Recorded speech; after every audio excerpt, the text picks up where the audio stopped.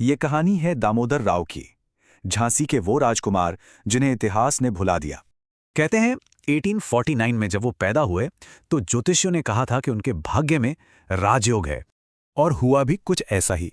झांसी के महाराजा ने उन्हें गोद लिया और वो सिंहासन के वारिस बन गए। लेकिन किस्मत को कुछ और ही मंजूर था। महाराजा के गुजरते ही अंग्रेजों ने उन्हें वारिस मानने से मना कर दिया। इसके लिए उन्होंने इस्तेमाल किया डॉक्ट्रिन ऑफ लैब्स का, और इसी बहाने झांसी को हड़प लिया। उनकी मां रानी लक्ष्मीबाई को एक छोटी सी पेंशन दी गई और उनसे उनका राज्य और विरासत छीन ली गई। फिर आया 1857 का विद्रोह। रानी ने अपना राज्य वापस पाने के लिए बगावत कर दी। रानी तो युद्ध में शहीद हो गई और 9 साल का दामोदर राव कुछ वफादारों के सहारे अकेला रह गया। यहीं से शुरू हुई एक राजकुमार के भगोड़ा बनने की दर्दनाक कहानी।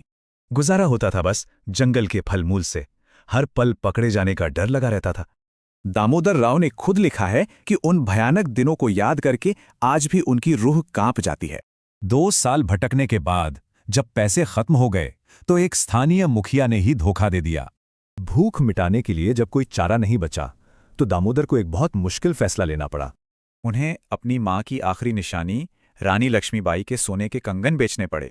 इसके फौरन बाद उन्हें बागी मानकर पकड़ लिया गया और एक ब्रिटिश एजेंट के हवाले कर दिया गया। उनके एक वफादार ने गुहार लगाई, इस मासूम बच्चे की क्या गलती है, इसने क्या बिगाड़ा है ब्रिटिश राज का। शायद ये दलील काम कर गई।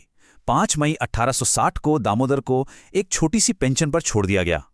लेकिन एक सवाल बाकी था, उन 7 लाख रुपयों का क्या जो अंग्रेजों के पास अमानत थे। वो पैसे उन्हें कभी नहीं मिले। दामोदर राव ने अपनी बाकी जिंदगी गरीबी में गुजारी। एक राजकुमार का सफर भगोड़ा बनने से शुरू होकर गरीबी में ही खत्म हो गया। आज उनके वंशज इंदौर में रहते हैं और अपने नाम के साथ झांसी वाले लगाते हैं। उनकी कहानी सोचने पर मजबूर करती है कि इतिहास की लड़ाइयों में न जाने कितने मासूम